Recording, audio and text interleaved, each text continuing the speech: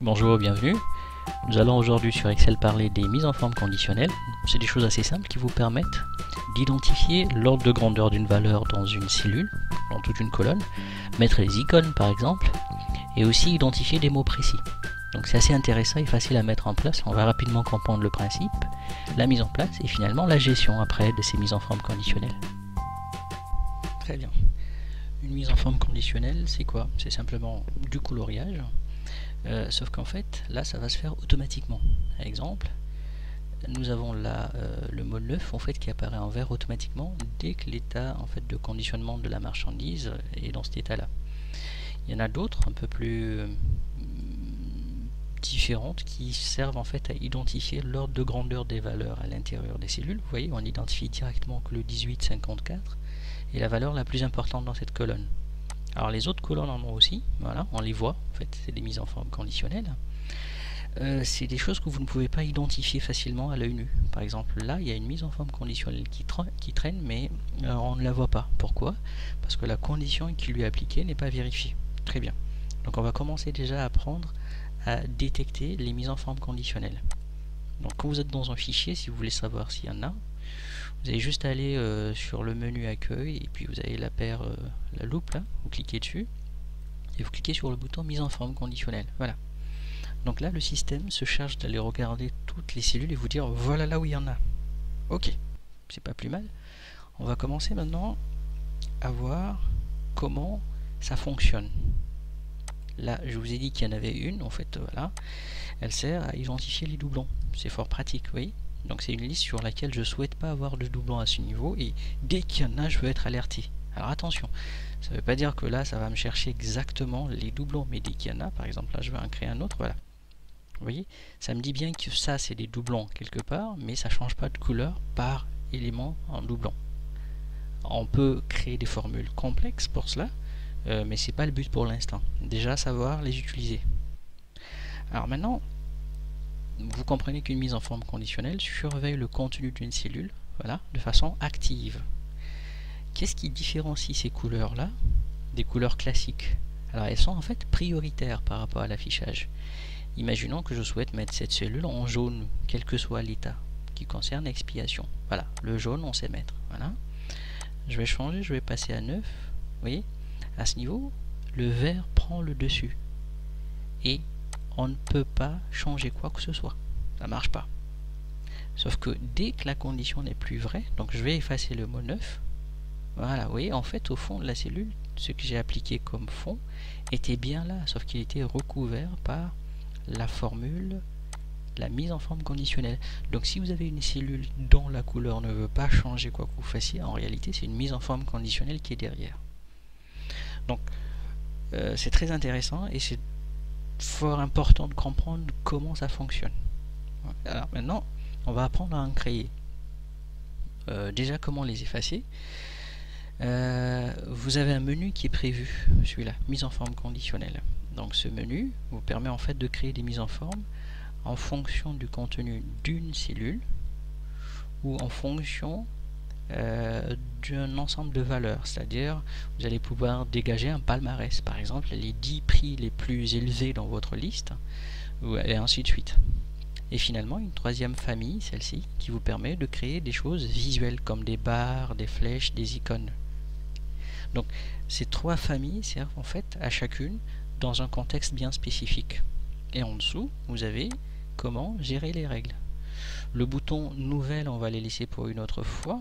C'est un bouton qui vous permet de non seulement utiliser les formules que vous connaissez pour établir des mises en forme conditionnelles aussi, mais aussi utiliser et personnaliser ces règles que vous voyez à l'écran. Et en dessous, voilà ce qui nous intéresse pour l'instant, c'est comment effacer. Très bien. Donc je vais cliquer dessus. Voilà, effacer, vous avez plusieurs options, soit toute la feuille entière, donc il ne regarde pas, ou les feuilles, les cellules sélectionnées. Je vais commencer par une seule zone, je vais nettoyer cette zone, donc je vais sur, voilà, là et là. Voilà, vous voyez, les autres sont là. Donc pour faire table rase de toutes les règles, je vais aller là, là, gérer, effacer les feuilles les règles de la feuille entière. Et voilà, il n'y a plus rien. Enfin, sauf ce qu'on a fait à la main. Très bien.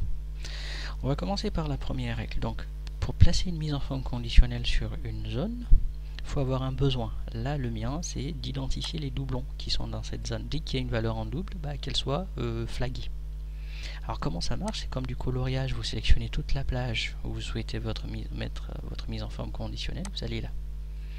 Donc, dans la première famille, vous avez tout ce qui concerne le contenu d'une cellule. Donc, par exemple, si on cherche des mots précis, non, c'est pas le cas, mais on en a une qui est toute faite, la dernière.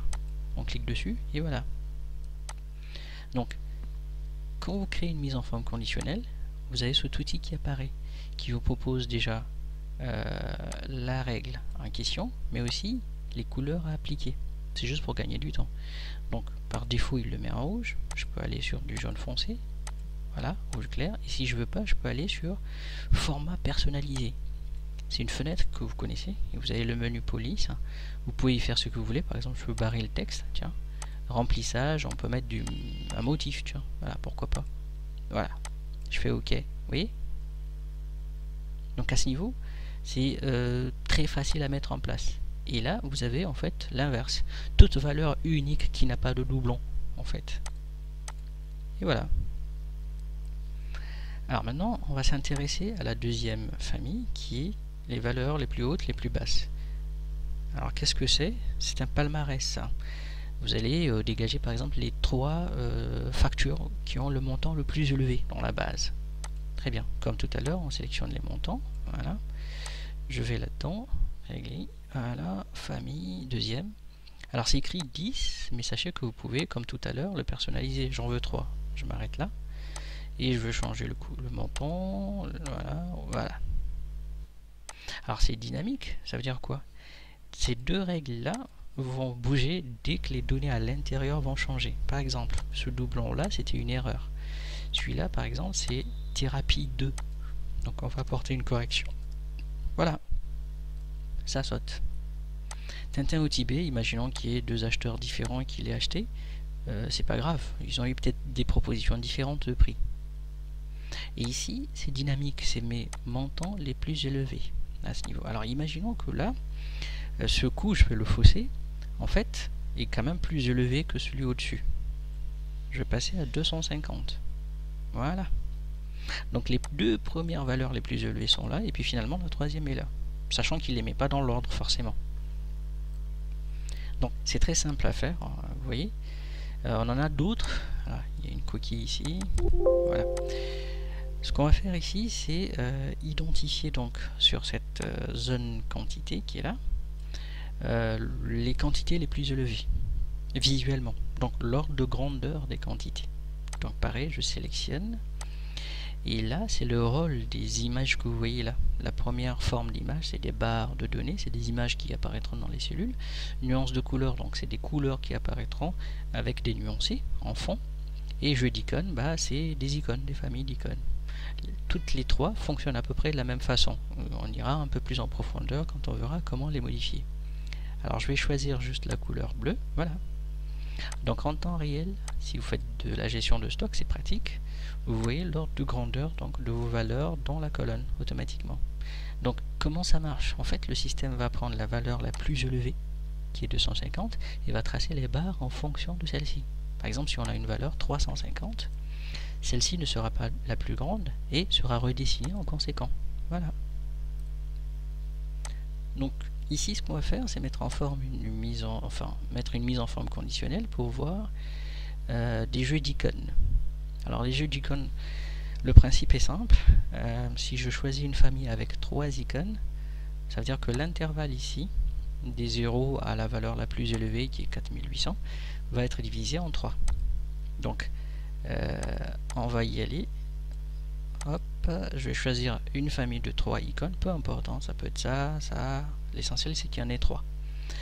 Ça veut dire qu'ici que par rapport à la valeur la plus élevée, toutes les valeurs qui sont entre 0 et 33%, puisque j'ai pris 3 icônes, donc l'échelle qui est de 0 à 100 va être scindée en 3. Donc de 0 à 33% par rapport à 4800 sera en rouge, entre 33 et 66% en jaune, et finalement le reste sera en vert. C'est tout. Donc le principe est très simple à ce niveau. Donc si vous utilisez 4 icônes, donc l'intervalle de 0 à 100 sera divisé en 100, donc par pas de 25%.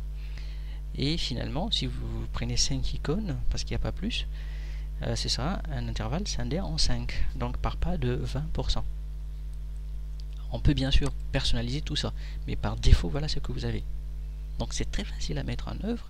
Maintenant, on va apprendre à éviter les pièges. Imaginons que mon tableau grandisse. Il y a deux façons. Via les insertions. Ok. Donc pourquoi je fais cela? Parce qu'il y a une ligne qui est là, vide. Cette ligne-là, est-ce que si demain j'ai une acquisition thérapie par exemple, voilà, bah ça marche. Alors pourquoi ça marche? Parce qu'en fait, les règles que j'ai insérées ont un endroit où les gérer toutes ensemble. On va cliquer dessus. Ok. Donc, quand vous arrivez sur cet espace-là, il y a un petit piège, c'est que ça vous affiche la mise en forme conditionnelle uniquement liée à la cellule où vous êtes.